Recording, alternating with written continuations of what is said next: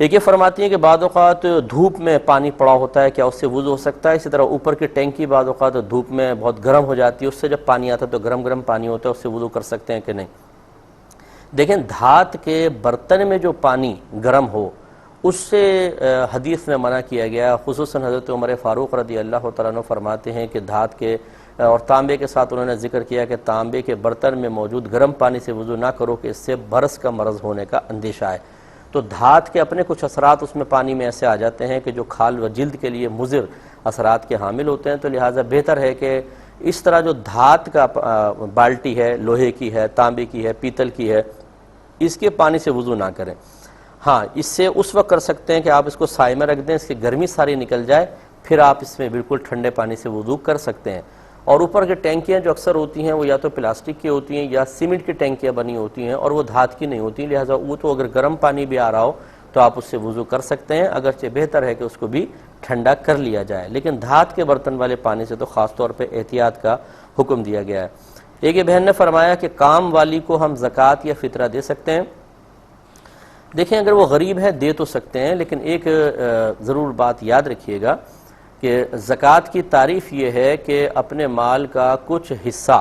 دیگر شرائط بہت ساری ہیں، لیکن مال کا مخصوص حصہ مخصوص اوقات کے وقت کے پورا ہو جانے کے بعد اللہ تعالیٰ کی رضا کے لیے کسی شرعی فقیر کو دینا، اس طرح کہ آپ اس کو مالک بنا دیں اور اس سے اپنے دنیاوی فائدے سارے منقطع کر لیں، یہ ہے زکوٰۃ۔ حقیقتاً فطرے کا بھی یہی حکم ہوتا ہے کہ اپنے فطرہ اور زکوٰۃ کے مال سے اپنے فائدے بالکل منقطع کر لینے چاہیے تاکہ خالص ہو کے وہ اللہ تعالیٰ کی بارگاہ میں پہنچے۔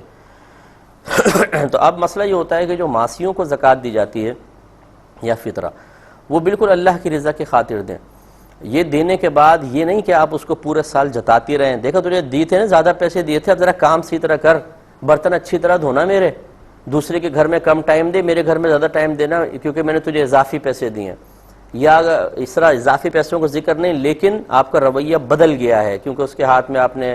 فطرہ دے دیا، زکوٰۃ دے دی، اس نے بہت شکریہ ادا کیا، تو اب آپ نے کہا کہ اب تھوڑا زیادہ کام کرو، زیادہ رگڑ کے صاف کرو، زیادہ برتن اچھی طریقے سے دھو، کیونکہ ہم نے تیرے ساتھ احسان کی صورت کی ہے۔ تو یہ اس کا مطلب یہ ہوا کہ آپ زکوٰۃ اور فطرے کو کیش کر رہے ہیں۔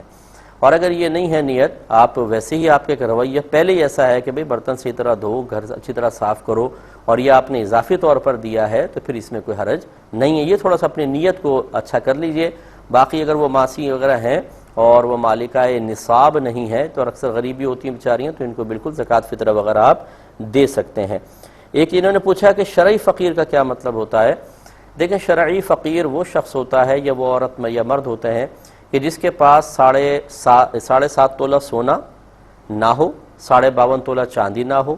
اتنا کیش نہ ہو جس سے وہ 52.5 تولہ چاندی خرید سکے۔ آج کل تقریباً 39,000 کی آ رہی ہے، 39,000 40,000 کی، تو اتنا اس کے پاس کیش اضافی رکھا ہوا نہ ہو۔ اگر تنخواہ ملی ہے مثلا 40,000 روپے اور اگلا پورا مہینہ اس میں خرچ کرنا ہے تو وہ شرعی فقیر ہی ہے، کیونکہ یہ اس کا جو پیسہ ہے یہ حاجت اصلیہ میں مستغرق کہلاتا ہے، یعنی اس کے لیے اس کو رکھا ہوا ہے، تو یہ تو کاؤنٹ نہیں ہوگا۔ سیونگ کر کے رکھی ہوئی اپنے بینک اکاؤنٹ کے اندر 40,000 کے قریب روپیہ، تو وہ پھر شرعی فقیر نہیں ہے۔ تو 7.5 تولہ سونا نہ ہو، 52.5 تولہ چاندی نہ ہو، اتنا کیش نہ ہو، اتنا مال تجارت نہ ہو، اس کے علاوہ گھر میں اس کی اپنی ذاتی ملکیت میں ضروریات زندگی سے زیادہ اتنا سامان نہ ہو جس کی مالیت 52.5 تولہ چاندی تک پہنچ جائے۔ بعض ایسے ہوتے ہیں جن کی بڑی بڑی زمینیں پڑی ہوئی ہیں، بیچتے نہیں ہیں اور کہتے ہیں ہمارے پاس تو کھانے کو نہیں ہے، ہمیں زکوٰۃ دے دیں، تو بھائی آپ کے پاس تو زمین موجود ہے اتنی ساری، اس کو آپ بیچیں، آپ تو اگر یہ زمین بیچ دیں تو خود زکوٰۃ کے قابل ہو جائیں۔ تو یہ ضرور دیکھنا چاہیے کہ شرعی فقیر بس یہ ہوتا ہے کہ اس کے پاس کوئی مال وغیرہ نہیں ہوتا ہے۔ اب اس میں آپ نے جسے کہا کہ کچھ درجے ہوتے ہیں، ایک شرعی فقیر ایسا ہے اس کے پاس مثلا 2-3 تولہ سونا ہے کسی بہن کے پاس اور کچھ نہیں ہے، یہ بھی شرعی فقیرہ کہلائیں گے۔ لیکن ایک ہے کہ جس کے پاس کچھ بھی سونا ہی نہیں ہے، ایک وہ ہے کہ جو بیچارے اور زیادہ نیچے لیول کے ہیں، تو یہ شرعی فقیر کے اندر کچھ درجے تو ہو سکتے ہیں، لیکن کم از کم شرعی فقیر کا درجہ یہ ہے جو میں نے آپ کی خدمت میں عرض کیا۔